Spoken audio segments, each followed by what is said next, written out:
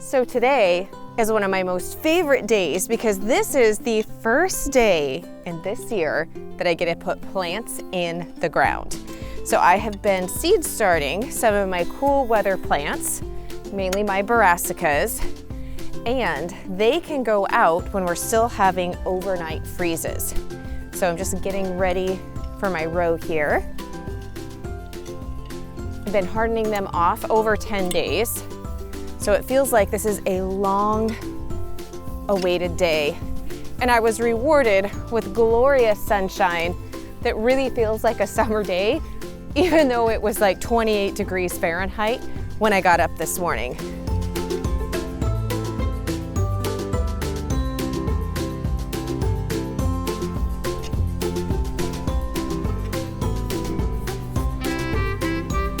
Now, if you watched my vertical gardening or any of the garden tours that I did last year, you may remember that this is where we had the hog panels and we had them arched over, and I had all of my green beans were growing right through that section. So the reason I bring that up is because you want to make sure that you're practicing proper crop rotation. And when I'm putting in brassicas, who are heavy nitrogen feeders, if you have my book, The Family Garden Plan, then you're well aware of all the crop rotation and companion planting. But I want to follow beans and or peas that help to fix nitrogen in the soil.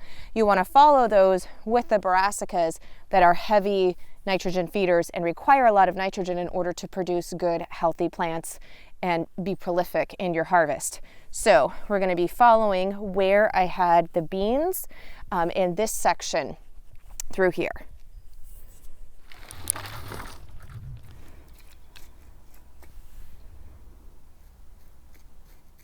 So the nice thing is I only started these indoors, it's only been about 2 weeks.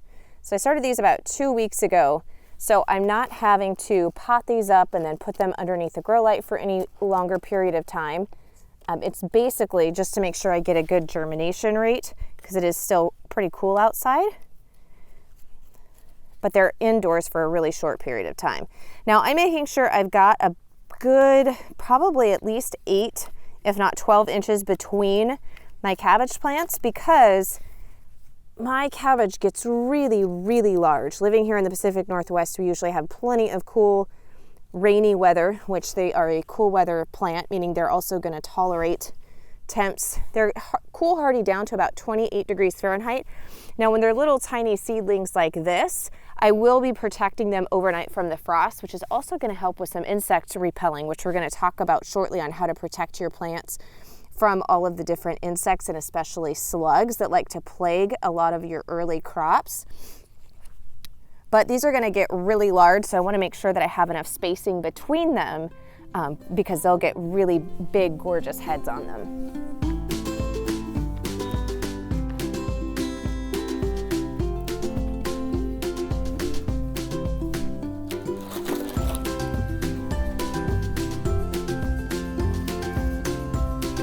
So now I've got all of the cabbage planted and we're gonna just continue the row with the cauliflower.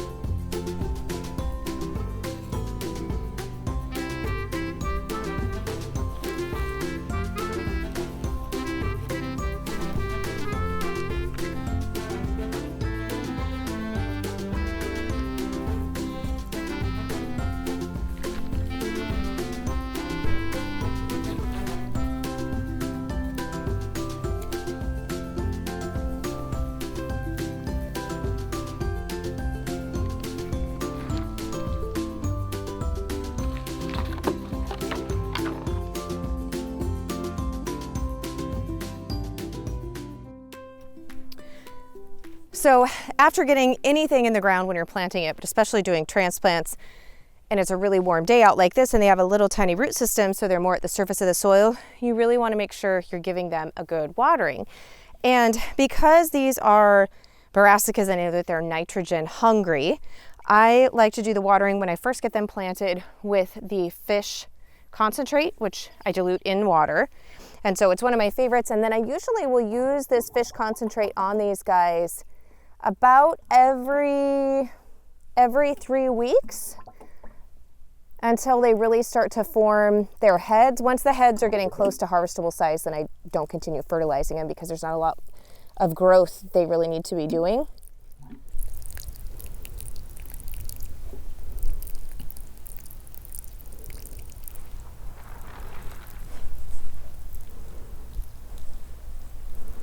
Now that we've got our plants planted in the right spot based upon our crop rotation, we really need to be taking measures to protect them from the pests. And it feels like, at least in my garden, that the brassica plants get plagued the most by outside pests. Now, companion planting is one way that I like to use. It's a natural organic method. Orange nasturtiums work really, really well for repelling cabbage moths. However, my orange nasturtiums obviously are not ready to be grown yet, and they're not going to produce blossoms even if I did have seeds, or the seeds planted, which is a little bit too cold for them right now. So that works later in the season, but when they're young and tender like this, which if you want to learn more about companion planting, you'll want to go and listen to episode number 299 of the Pioneering Today podcast. Awesome episode on companion planting that you're really going to love to dig into. But I need to have some measure of protection for these guys now, because as small as they are, if any of the cabbage moths start to come out, they are going to completely decimate them because they'll eat all of the leaves, and they need some leaves in order to grow. So when they're bigger and they start to eat them, it's not such a big deal. It's a really big deal when they're little. The other major pest that I deal with the brassicas, especially early in the year, like right now, is slugs.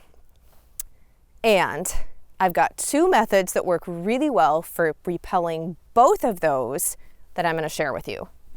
So if you watched the video last year where I shared the thing that I did that doubled the amount of food that we were able to produce in our garden, you saw me battling the slugs. And many of you said, "Oh, my friend, you need to try a beer trap." So I took your guys' suggestion and I tried beer traps, and game changer. Beer traps are now my number one way that I deal with slugs. So you can use non-alcoholic beer. It's really the malt that they're attracted to. So get like the cheapest beer you can find. Don't waste expensive beer, right? And non-alcoholic works just fine. What you need is some type of shallow enough dish that the slugs can actually crawl into it, and then they're going to gorge themselves on said beer or non-alcoholic beer, and they die. I find it a thing of beauty. If you have issues with killing slugs, then this is not for you. So you're gonna this is just an old plastic bottle that I found laying around that I just cut the top off of. So you're gonna fill it up well, and then we're gonna place this, and I'm placing it near, because I know that they're gonna be attracted to these crops, and so I wanna make sure that they go, instead of, if I have this too far away from the crops, I worry that they'll go to the crops and that they'll miss the beer. But the scent of the beer they're really attracted to, and they've always found it, but I've always placed it near to it. Other dishes that I've used, I had an old Frisbee last year, and it just turned it upside down. It made a nice shallow dish, and it was a large dish, and that worked just fine. This is also going to work.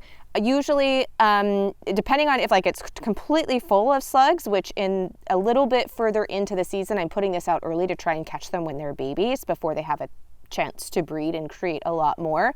But a little bit later in the season, I would put one of these out and it would be completely full the next morning. I'm hoping the work that I did last year to really get rid of a lot of the slugs, that I won't have as many this year. So depending upon how many slugs you have, sometimes I had to replace it every day. Sometimes I could go a couple of days without having to replace it. So that is my number one thing to kill your slugs, is to use a beer trap. So for keeping those cabbage moths at bay and protecting our plants, I like to use barrier methods. So these tunnels are super easy. Now it's going to depend which type of material that you want to use. They have several. I've been ordering these off of Amazon, and I'll have the link below. It's called Easy Tunnel. I like these ones. They're nice and tall. They've been really sturdy. I got a micro mesh one to try this year just because I want to use this more for pest control, then I'm actually looking for frost protection or for added heat.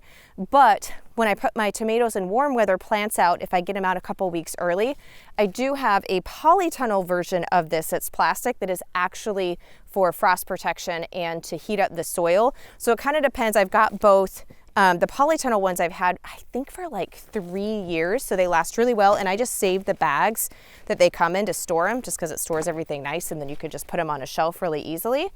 But right now, our temps should be pretty good, and especially during the day where I want to be protecting these from any of the cabbage moths that might be out. I don't want to put the polytunnel on here because it would get these too hot. But I may in the evening, if it's going to be a really hard frost, I might put the polytunnels on these guys just until they've been out here for a couple of weeks because they are so small and tender. So these are really easy to put out. So I like to make sure that I am extending over the plant, and then this part pops out just a little bit. And we're just gonna push those down in, and it just kind of accordions itself out.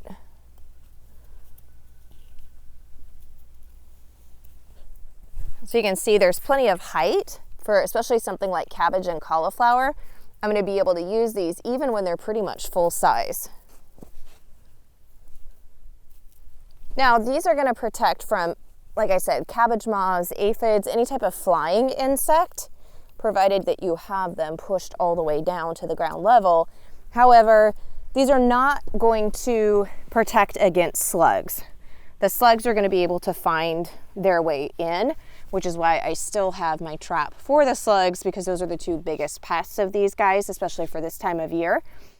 So I'm planting these now in really early spring, and if you want to learn more about succession planting, because I'll be able to get about 2 more crops into the same amount of space before we hit the end of gardening season as we move into winter, make sure that you go and watch my spring garden tour and succession planting video for tips on how to do that.